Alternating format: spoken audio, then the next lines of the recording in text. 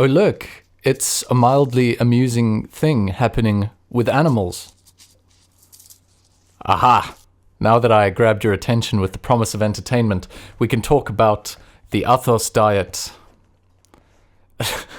It's written by Dr. Patitsas, an Orthodox Christian emergency medicine physician. This diet is, of course, inspired by the ancient monastic communities of Mount Athos, and Dr. Pete wrote the first draft of the book while he was in medical school, and during that time he also validated and optimized the dietary methods through scientific research. He then lived the Athos Diet throughout his 4th year of medical school and lost 15 kilograms in 48 days.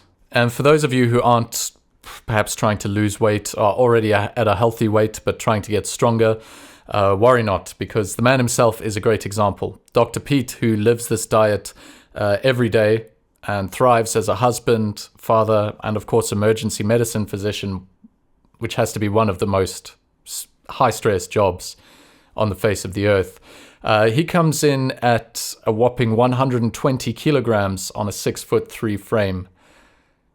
That's a lot of Christian. So, what is the Athos Diet? Firstly, I can't recommend highly enough that you get yourself a copy of the book or the audiobook, whatever you prefer. It breaks things down in an accessible way, easy to understand, simple to apply, and in my opinion, it soars far above any of the other materials and resources you could read or listen to on the topic of intermittent fasting. And yes, intermittent fasting, many of us are familiar with the concept. We've heard all sorts of different takes on it. Some people do total fast for 2 days a week, etc. This is the first time that I've seen something that could really work for the majority of people and could be consistent for the majority of people with just a little bit of work. So intermittent fasting is one of the 3 pillars of the Athos Diet. Let's go over those pillars in a superficial way, just to give you a general idea of what we're talking about here. So first pillar is intermittent fasting. Fast in order to attain improved hormonal health and work towards a daily window of ketosis. This means no caloric intake for 16 to 20 hours a day. Drink as much water, seltzer, tea, and coffee, without milk and sugar obviously, as you like. Avoid artificial sweeteners. Bye-bye Pepsi Max. It's worth noting that the doctor suggests that the smaller you can make your eating window, which will typically occur in the afternoon to early evening sort of area, the more benefits you'll reap from the state of ketosis. But of course, just like gym routines and prayer rules, don't bite off more than you can chew. Right? We all get stronger over time, all start somewhere. The sort of ultimate version of having an eating window would be getting to the point of having a single meal a day. But regardless of the size of that window, whether it's 1 meal a day, 2 meals a day, is it 4 hours, is it 8 hours, regardless of the size of that window, it's important that in that window you get all your daily nutritional needs, which brings us on to pillar number 2, high protein. Pillar 2, high protein. Eliminate excess carbohydrates and consume adequate protein. During your eating window, consume plant-based foods, no fewer than 100 grams of protein daily, and no more than 130 grams of carbohydrate per day. Now, before my fellow carnivores freak out, this plant-based protein side of things is for the duration of the Orthodox fasts, Great Lent, Nativity, Wednesdays and Fridays, etc.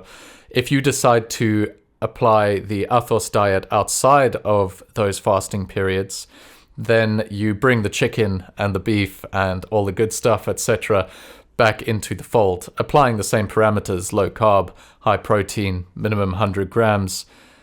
If you're a secular or non-Christian person, you're reading this book, using this diet, then you go plant-based for 48 days. And again, same thing, if you decide to continue using the principles and the intermittent fasting and the window, etc., the low carb, high protein, you just bring your chicken and beef back in. But it's recommended that for the duration of those 48 days, when you're first trying it, you go plant-based. And of course, for the Orthodox Christians watching, you'll be doing that during the fasting periods. Outside of them, meat comes back in. Remember, of course, shellfish is included when you are doing the Orthodox fasts. And I tell you, having this I just want to say right now, having this fasting period, this like total abstinence from food until a certain window of the day, I think as a spiritual practice is fantastic, because it's one thing to do the Orthodox fast and just go vegan, but still just be all over the place with your eating, snacking on vegan foods, right, on plant-based foods, be all over the place, big breakfast, eating between meals, all over the show. So this is just such a great discipline to bring fasting more in line with what it should be, which is a discipline, spiritual and physical discipline. In fact, here's Dr. Pete talking about the length of the trial run of the Athos Diet, 48 days, and what he hopes it can do for secular people or non-Christians, and what he hopes it can do for Christians. Obviously, you recommend people try this out for 48 days, sort of like the length of the Lenten fast. That's exactly right. The send-off cruise here, first voyage is basically Great Lent. Yeah. And then really what I'm trying to do is to bring 300 million Orthodox Christians to utilize this same rhythm and parameters of the fast for the rest of the year in the cadence of the church's calendar. Yes. Wednesday, Fridays, the weeks over the summer, August, and then of course for Lent, the small Lent and the Great Lent. So yeah. Yep, exactly. These are the more precise parameters, which I think give people a little bit more return on investment for a spiritual practice that I think should heal both soul and body. Yes. Mm-hmm.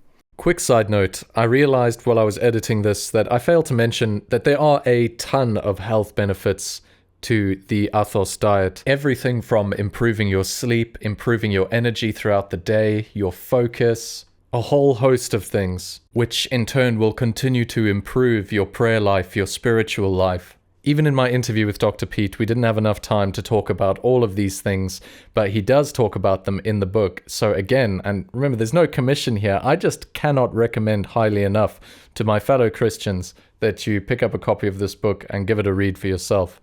In the meantime, I was just more focused on how it applies to the lives of those pursuing high-intensity athletics. So let's crack on and find out. The third pillar is walking. Walk for 30 minutes each day for metabolic and mental health. Walk at least 30 minutes a day, at a pace where you can walk and talk or still actively listen to a podcast. More intense exercise is not recommended within the first 10 days and is not required at all for the 48 days. The reason you wouldn't train at high intensity for the first 10 days is because if this is something you're not used to, if you're a big breakfast person or a chronic snacker, as I have been in the past, it's going to be tough to get used to, and especially going into ketosis, being in ketosis every day, it's going to take getting used to switching fuel sources for your body, getting into this new rhythm. You don't want to be, going and trying to do your deadlift personal best on day 3 of this necessarily, so if you're not used to it. And the intensity to which you as an Orthodox Christian train during the fasting periods, well, it's going to be between yourself, your conscience, your priest, and God, It's, I'm not going to tell you not to train during fasts. It's not my place, and I'm not going to tell you to push harder than ever during fasts. I mentioned in a previous video, what I do is I just dial it back and just go into maintenance. But regardless of what's going on during the fast, there's no reason that the health benefits of the structure of the Athos diet cannot be extrapolated out across the entire year. Remember, when we bring meat and dairy and eggs, etc., back into it, but maintain the intermittent fasting with the eating window and the high protein, the low carb. You'll still be going plant-based on Wednesdays and Fridays, but there's no reason that it should be restricted to simply the fasts. And in general, it can help us a lot with becoming more disciplined eaters and with what I feel is a really great goal, which is becoming an intuitive eater where you don't have to track calories, right? I'm so sick of calories. And counting calories puts a lot of people off when it comes to trying to get into a healthier shape, So this, I honestly find, is probably a great way to become an intuitive eater, where you're eating healthy, whole foods, you're not needing to track calories, you know you're getting the nutrition you need. But the question is, of course, and what the first question I asked Dr. Pete is, all right, we know that this will work very well for just the average person, but we around here, this is going to sound so obnoxious, we ain't the average people. No, I just mean that we like to do strength training, right? The big lifts, deadlifts, etc. Maybe we play a sport, whether it's rugby, tennis, anything high intensity, that just the average everyday person isn't going to be training to that sort of level of intensity of strength training and cardio. The question I had for Dr. Pete was, how well does this structure suit someone who has a higher intensity lifestyle on the athletic front? So let's hear what the good doctor has to say about it. Is this good for someone who's living that more athletic lifestyle, not necessarily professional sports, but who's quite intense with their training? Can this suit them as well, or do you think it's not quite for them? Yeah, I mean, I think it all is about the goal. So if you're trying to be Ronnie Coleman, the biggest piece of walking steak that ever lived the earth, and live and win the next bodybuilder competition, I don't think this is the diet for you. And by the way, you probably need a lot of exogenous hormones to make it through to get to your goal. So, we'll leave that at that. And I'm all the respect in the world for a person who's dedicated themselves to such an extent. I will say, though, I think that is a perfect example of a person has misinterpreted a tool as an ends. There's something about physical fitness, but it's not so that you can just stand in underwear and impress a few people. And I don't want to minimize what he's achieved. I'm just saying is, I hope it didn't come at the opportunity cost of marriage and phenomenal children with obvious great genetics and all the effort and discipline that he could have poured into something that might have helped his community. With that aside, I totally believe that even if you were to eat one meal a day, and that meal had all the proper nutrition and building blocks that we need, that we recognize medically, scientifically, that a person needs, that you would be fine the rest of the 20 hours. I mean, just to convince everyone that, I'm not just an expert in a field that just lives and breathes fasting. I mean, in the context of my life, I've been married almost 18 years. I have 4 children. The oldest is 15. The youngest is 9. I'm an active Orthodox Christian. I go to church at services. I'm a member of my community. I'm an emergency medicine doc that works night shifts, day shifts, evening shifts, holidays. And the rumor is at the ER for my shifts that last 9 to 12 to maybe even sometimes 24 hours is Dr. Patitsas doesn't eat. He doesn't eat. But I'm walking around with 255 pounds of weight, and I'm a pretty big guy. The point is that we were meant for feast and fasting. We really were, and I can only see that as that seems to resonate with our spiritual upbringing as Orthodox Christians. It also seems to resonate with the science that we see too, because evidently, from what I've researched, is I get healthier the less often I snack or eat on something. And we can verify that measurably.